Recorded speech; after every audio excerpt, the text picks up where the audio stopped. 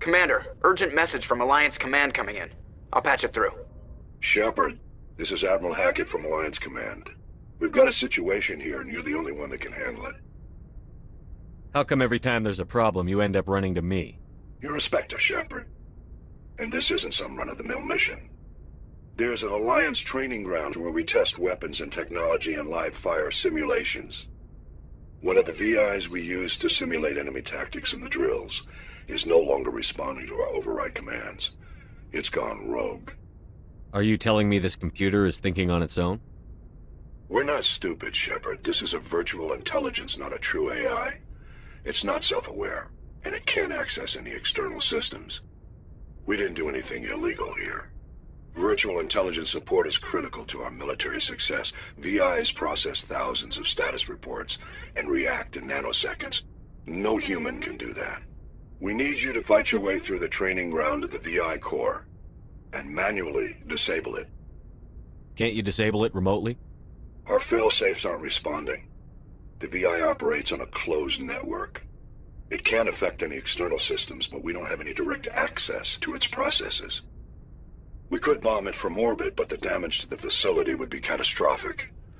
We'd prefer to have someone shut down the core. Someone like you. I know Spectres answer the Council, but you're still human. You're still part of the Alliance military, and right now we need you. The VI controls all the facility's weapons, drones, and automated defenses. You're the only one that can pull this off, Shepard. Good luck.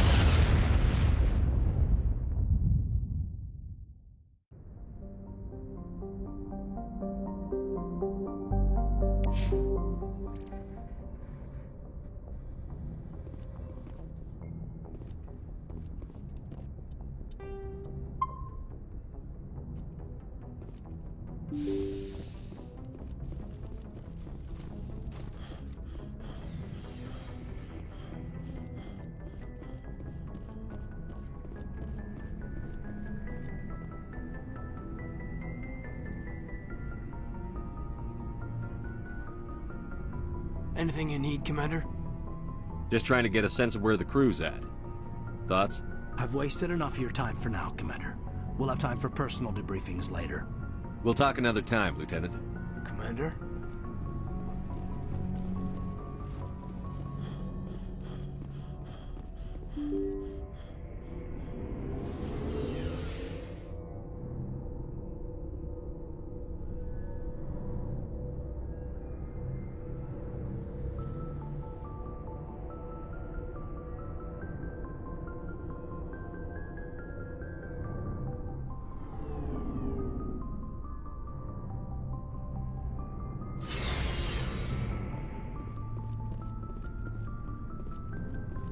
Commander, good to see you.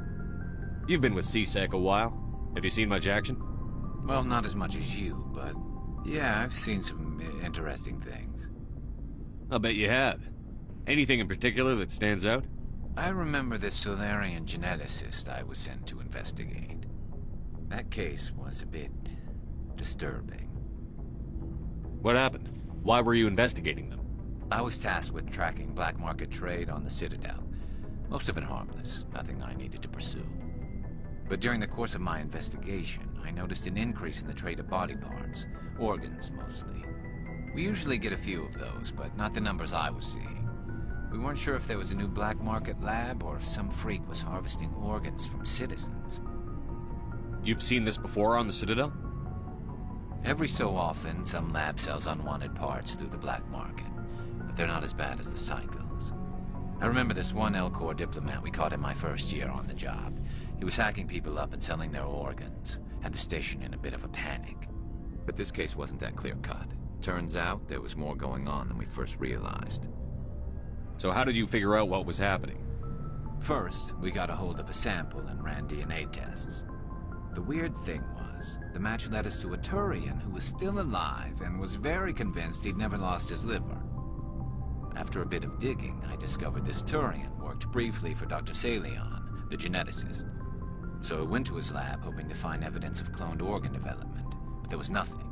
No Solarian hearts, no Turian livers, not one Krogan testicle. You're kidding, right? Why would anyone want Krogan testicles?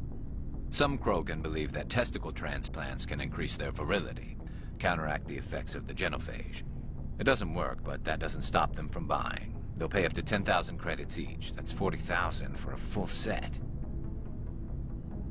Somebody's making a killing out there.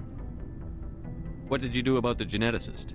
I brought in some of his employees for interrogation, to see if I could get them to talk. While I was interviewing one of them, I came across something suspicious. Good thinking. Lackeys are always easier to scare. Exactly. Though in this case it paid off in a different way. One of my detainees started bleeding profusely during the interview. We offered to patch him up and he got frantic, freaked out. I ordered a full exam to find out what was going on. Our medics found incisions all over his body, some of them fresh. That was our big break. These people weren't just Dr. Saleon's employees. They were test tubes. Walking, living test tubes. He was growing parts inside these people? Exactly. He cloned their organs right inside their own bodies. Then he harvested them and sold them off. Most of the victims were poor. He'd pay them each a small percentage of the sales, but only if the organs were good. Sometimes an organ wouldn't grow properly, so he'd just leave it in them. Most of them were a mess, but only on the inside, hidden so nobody could see it. I hope he got what he deserved. That's the worst part. We never caught him. Why not? What the hell happened? He ran, blew his lab, grabbed some of his employees, and headed for the nearest space dock. By the time I found out, his ship was already leaving. He threatened to kill his hostages if we tried to stop him. But you went after him anyway, right? I ordered Citadel Defense to shoot him down, but C-Sec headquarters countermanded my order. They were worried about the hostages, worried about civilian casualties if the ship was destroyed so close to the Citadel. I told them those hostages were dead anyway. He just used them to make more organs. But they wouldn't listen. No wonder you hated it there. Those idiots just let him fly away. Yes, they did. I went to Palin and told him what I thought of him and his policies. He said if I didn't like it, I could quit. Well, I almost did. All they had to do was disable that ship, stop him from running. Maybe the hostages die, maybe they don't, but at least we stopped the bastard responsible for it all. A few casualties is a small price to pay to stop someone like that. Yeah, exactly. I mean, those hostages might be wishing they'd died by now anyway. Just wish I could have stopped him. That's all. Do you have any idea what happened to Dr. Saleon? I sent out feelers from time to time, hoping to find something. I thought I'd found him a while back. He changed ships and changed his name to Dr. Hart, his idea of a joke, I guess. I told the military, but they weren't convinced it was him. I got the transponder frequency for his new ship, but I just can't get anyone to check it out.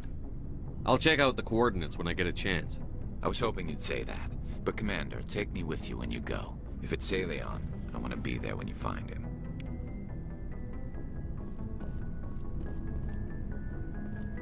What do you want, Shepard?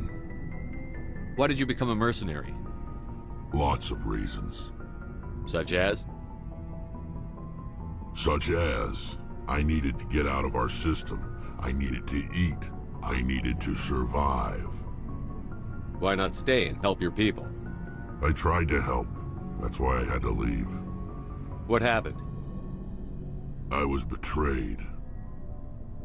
I was head of a small tribe.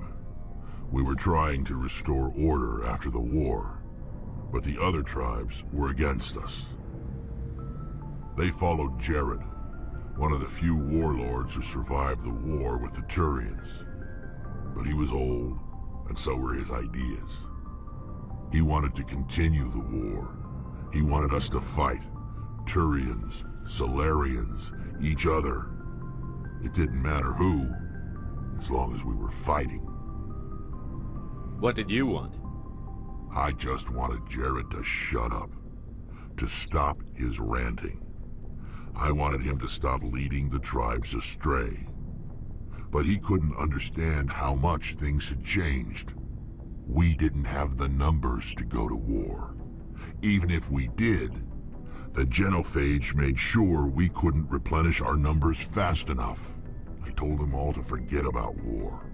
We needed to focus on breeding, at least for one generation. And for a while, we were getting through. Some of the tribes started coming around. I take it the warlord didn't appreciate that. No, he didn't. He arranged a crush with the tribes, a meeting on neutral ground. He wanted to talk. We met at the Hollows, near the graves of our ancestors. The skulls of our dead laid bare to remind us where we come from and where we all go. It's as sacred as any Krogan place can be. Violence is forbidden. It sounds like a trap to me. You must have suspected as much. I did. But when your father invites you to a crush, well, there are some laws that even we hold sacred. Jared was your father? He was, until that day. We talked, but we didn't get anywhere. When it was clear that I wouldn't join him, he gave the signal. His men leapt from the graves of our ancestors like Krogan undead. The few that were loyal to me died quickly. I escaped with my life, but not before I sank my dagger deep into my father's chest. That is why I left, and that's why I'll never go back. You must have family other than your father. Don't you miss them? You trying to make me cry, Shepard? I've got some unfinished business with my family, but that's all. What kind of business? Before I left, I made an oath to my father's father. I swore to recover my family's battle armor. It was taken from him after the uprising. What's so important about this armor? It's a relic. Useless, really. But it was worn by 5 generations of my family before the war. It's rightfully mine. Originally, it was taken by the Turian military.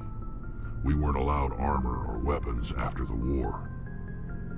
Now, it's in the hands of Ton Actus, a Turian scum who collects relics from the war.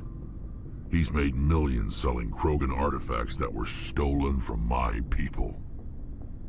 He's got several bases where he stores his goods, all fortified and guarded. I just don't know which base has my family's armor. Just tell me where to start looking. I'll upload the data to your nav system.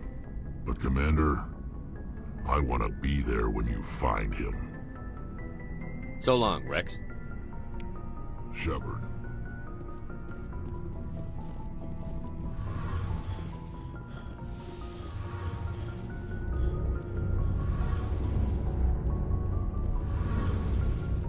Shepard, I'm glad you're here. Why are you so cheerful? I'm sleeping much better now. I guess I'm getting used to how quiet your ship is. I still think a lot about my pilgrimage, though. I know Saren's our top priority, but with all the worlds we go to, I was hoping to find something to bring back to the flotilla. What are you hoping to find?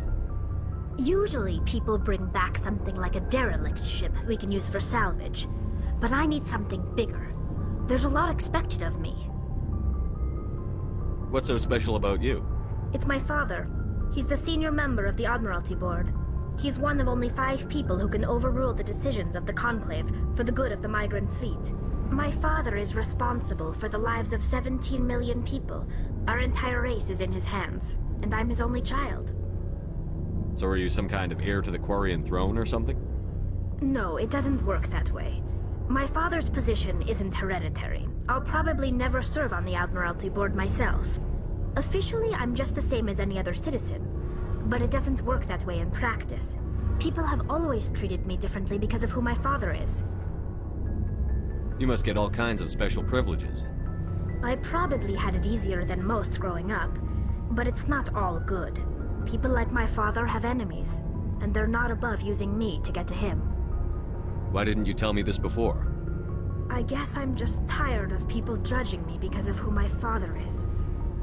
Everyone's waiting for me to do something great on my pilgrimage, something that will forever change our lives for the better. If I don't, it's like I failed, and that reflects badly on both me and my father. The work you're doing here is more important than anything any Quarian has ever done before. Yes, I know. But you have to understand Quarian culture. We're a very insular society. The events beyond the flotilla don't much matter to the average citizen. Our greatest dream is that one day we'll return to our homeworld and drive out the Geth. But even if we stop Saren, that's not going to happen. There's still millions of Geth behind the veil. Until they're gone, our exile will continue. What would you need to bring back to make everyone happy? Something that would help us better understand the Geth. They've changed significantly since the exile. They've continued to evolve. We've done our best to study them, but it's not easy. They're very reclusive. Until recently, they never went beyond the borders of the Veil. And all the Geth we run into now are under Saren's control. We'd need to find Geth operating on their own, independently. But I don't want this to get in the way of our mission, Shepard. First, we stop Saren. Then I'll worry about my own problems. What was your father like? It wasn't easy growing up as the daughter of one of the Admiralty. Even before he joined the board, he was a prominent figure. People looked to him for leadership. He had to set an example, and he expected the same of his daughter. Plus, he was pretty strict, a military man through and through. He never allowed me to settle for anything less than excellence. As a kid, I sometimes felt like he was pushing me too hard. But now I'm old enough to appreciate what he taught me. The world doesn't owe us anything. If we want something in life, we have to earn it. Sounds like a tough upbringing. You don't resent your father at all? Like I said, it wasn't easy. My father's not the kind of person you bond with. And he wasn't around all that much. Too busy. People counted on him, and he took his duties seriously. Even when he was around, he always seemed a bit distant. Like his mind was always somewhere else. Come to think of it, I can't ever remember seeing him smile. Not once. It's like he was always weighed down by all that responsibility. I mean, I know he cares about me, but he never really showed it, not in the usual way. I guess the best thing I can say about my father is that I respect him.